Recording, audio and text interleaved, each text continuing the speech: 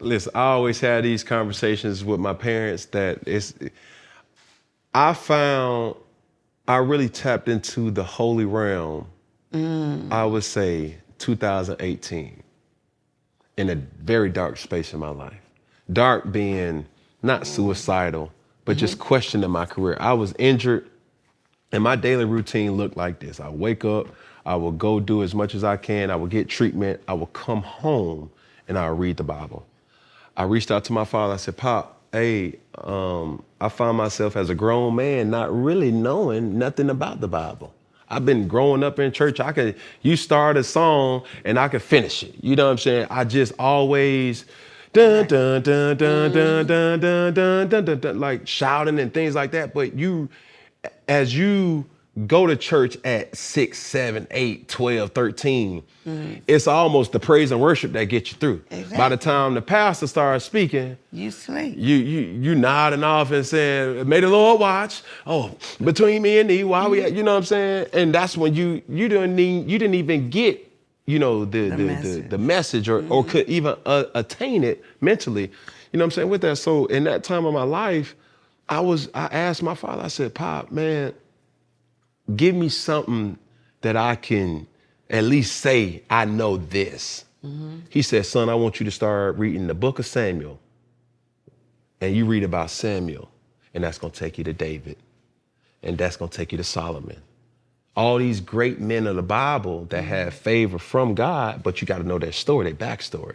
And he told me, he was like, for even people who was watching this, you can't read the Bible like a novel. No. You can't read it from Genesis to Revelation and think like, okay, boom, I read it. Nuh-uh. It's certain things that you got to go back. And you also have to realize, even in Psalms, even though David is introduced in Samuel, he wrote some books of the Bible. You see what I'm saying? So during that time, I just found solitude and really like it was speaking to my heart. It was like, oh my God, the same thing that, David was being faced with Saul. It's jealousy, it's envy. And boom, it doesn't even come with any type of instructions or preparation. He just hated him just because he was good looking, because he killed, Goliath. But everybody knows David versus Goliath, but they don't necessarily know the whole genesis of, where David came from. David wasn't even supposed to be fighting Goliath. But David told the people, he's like, man, listen, I'll fight him. I've been used to killing things to protect my sheep. I'm a shepherd's boy. Exactly. You know what I'm saying? So even with that being said, I just know where we are and how my kind of love of really falling back in love with my religion came off of that. It's just really understanding love too. And I always have a controversial kind of topic that I'll even ask you. Could you be in love or potentially marry multiple people in the Christian religion? Could you be, now that's a two-part question. It is. Could you be in love? You could be in love, but I could not marry more than one person. As a female or a male? Either. Me personally, I wouldn't marry more than one time. So let's say, I'm sorry to keep cutting you off. Oh, you ain't cutting me off. Go ahead. I'm into this. Let's say your son, right? Yes. He's what age now, if you don't mind? 24. He's 24. Ooh, that's the sweet spot right there. He kind of trying to find himself and what he likes in women. He says, Mom, I want you to meet Jacqueline. Right. I'm in love with her. Good looking girl. Okay. She passes your eye test. The following week, he says, I want you to meet another girl that's important to me in my life. Cindy. Okay. You like her too. But you being Christian, you say, hold on, son. What you doing? You can't choose both. How would you go about that situation? Well, it's funny that you say that because my son, number one, he's very, very particular about having me meet anybody. As he should. Okay? If you are in my home as a guest of his and you walk up the stairs without permission or you come to meet me, you're automatically stricken off the list. Let's get rid of Cindy. Let's get rid of Ashley. Okay. He is very, very particular. I don't think he would ever bring somebody that didn't potentially have an opportunity or wasn't going to be his. Right. But if I've liked several girls that he brought around.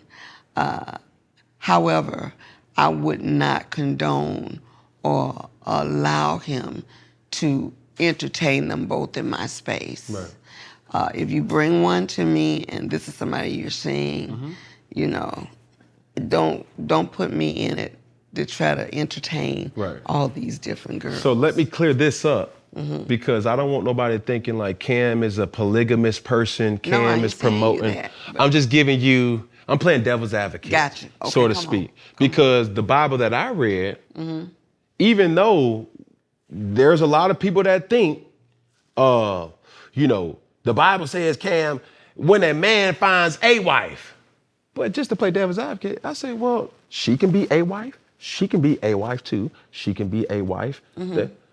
For the Bible to be so direct, it never says one. Because another scripture says where 2 or 3 are gathered. You see how those numbers are tangible numbers. Right.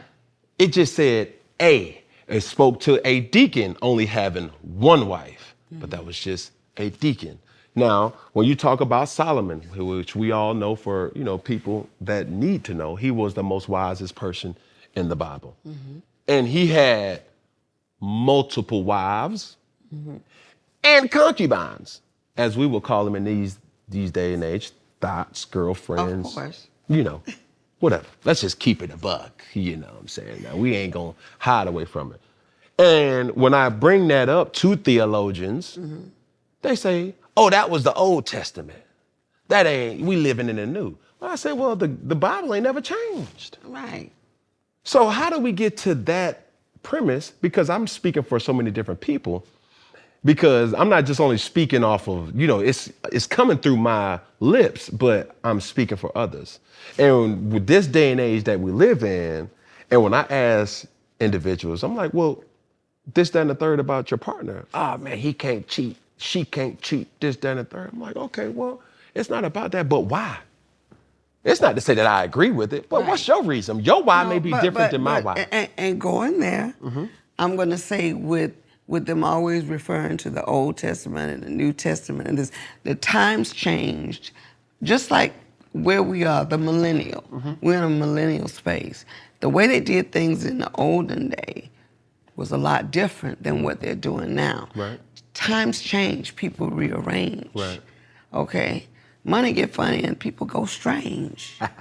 You feel me? So I'm just saying, we can't go along with one man's change because one man's change can possibly dictate the desires of one heart, but that doesn't mean it's right. So I'm going to say doesn't mean if it's wrong. It doesn't mean it's wrong, but it doesn't mean it's right. So at that point, what I would do, it would have to be up to the individual in question. If this is something that you're feeling good about. So if a man wants 2 wives or 3 wives, if you can live with that and they can live with that, who am I to judge you? I ain't got a nickel in that dime. And that's the way I look at life. I'm not going to judge anybody. So if, in fact, you got 45 women, that's okay. You just couldn't have me. Right. And the reason I say that is because I don't like sharing. And it has to be to each his own. Right. I'm not saying it's right or it's wrong, but I know me. So in order for me to live gracefully, I don't want to be in a spirit of jealousy. Right. So don't place me there, and then I don't have to earn that stripe. Man, listen, Miss Angie, you put that so. But I just also want to say, listen, I don't believe in polygamy. I don't believe in those things. It don't speak to me. Okay. But I must. You're right. This is a candid conversation that we got to talk about it. You're absolutely right, because there's a lot of people that believe they can have more than one wife. Correct. I was with somebody that believed in that, and I'm like, hey, Do you? Do you, boo? Because guess what? You can't have me. I'm precious in every way. I love me so much that I'm not gonna spoil these goods. So if you're gonna, tap dance in that hot oil or that fish grease, because that's what that is to me, you can't touch this holy oil over here. And the way I see it is because I choose to live a clean life. Right.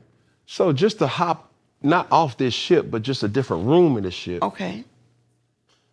A lot of people also don't understand that everybody in the Bible wasn't married. Well, I know that. Well, you got a bunch of concubines. So they ain't married to nobody. Come on now. But listen, why is everybody trying to get married? And my biggest thing is this, and I'm sorry, but this is something that's always easy. It's a low-hanging fruit. Okay. But a lot of people don't talk about it. Right. And my thing is like, okay, you have to understand, we all have our purpose on this earth. Right. Right? To be a light to somebody. As God is calling you, as God is doing whatever he's doing in your life, to do that in your own way, it may not be for you to be married. Right. It may not be for you to start a family or do certain things. That may be your wish. But it might not be for his. Come on now. I agree with you. And I think a lot of people, and I always use this analogy about Cinderella's shoe. Cinderella's shoe is Cinderella's shoe. That may not be Cam's shoe. They may not be Angie's shoe. That may not be Chuck's shoe. Right. And we're going off this template that says, okay, well, that says you're supposed to do this, so you're supposed to do that. And I'm a very social, respectful, conflicting individual that I just love conversation. I love people. So when I'm bringing up these topics, it's not that I believe in it. I just want to pick your brain about certain things because, when you always talk of when people, especially in the culture, they say, well, y'all been together for so long, when y'all getting married? And that's pressure, and I don't believe in wasting anybody's time. I believe in operating off of love, and some of the best things in life happen to you when you least expect it. Right? That's the key, because I was patient and I waited, but I didn't search. I didn't look. I decided that what was going to be for me was going to present itself. I wasn't going to search for it. Right. And I'm saying that to say, when it's for you, it's for you. It's going to happen. And, well, I won't go into what my age is, but at this point, I didn't have to get married right now, but because marriage presented itself at a time that I'm in bliss now, because I'm just like, wow, I waited and look what happened. Look what happened. This is great. Joe. Come on now. Back, replenished, everything just given back. Because this is another thing too that I will teach you. Well, not teach you. Yeah, teach me. Tell you. The love relationship thing is so skewed in society right now. It's some people that think that you need a ring to get married. Oh, I knew you was going. Come on now. Who taught us that we need a ring to signify love? That was a marketing ploy to get you to buy jewelry. Every kiss begins with oh, take her to Jared. Like da-da-da-da-da. Those were ploys. Yes. When you look in the Bible and it says, one man honored his wife, da-da-da, it was holy matrimony. This could be holy matrimony. Back in the day, that time, they just said, you know what, Angie, I love you, girl. I can't live without you. You my wife. Do you believe I'm your husband? Yes. We're married. They didn't have no, hey, big bro, hey, record this. Let me get him, I'm going to take her to Red Lobster, and then I'm going to get a private room, and then that's what society has taught us, that's accepted. Love, matrimony is something where that's a commitment between individuals. Right. That said, listen, I ain't perfect. I have issues, but I hope that you take not only my issues, but my family, my children, and accept me for all that. Yes. Right? And somehow or another, you got women now, you got men now, that's like, okay, I want to get married. Hurry up, let's go. I want kids, I want this, I want that. And I'm thinking, are you doing that because somebody else's Cinderella shoe you're trying to appease to? Because if you had that deep dive with yourself to say, what's for me? What makes me happy? Then you ain't got to search for what social media says, the internet says, somebody else says, because listen, mom, pop, home girl, home boy, I ain't doing this for y'all. Exactly. You know what I'm saying? This is my situation. And I would appreciate if you social distance yourself from our situation. You're right. See what I'm saying? But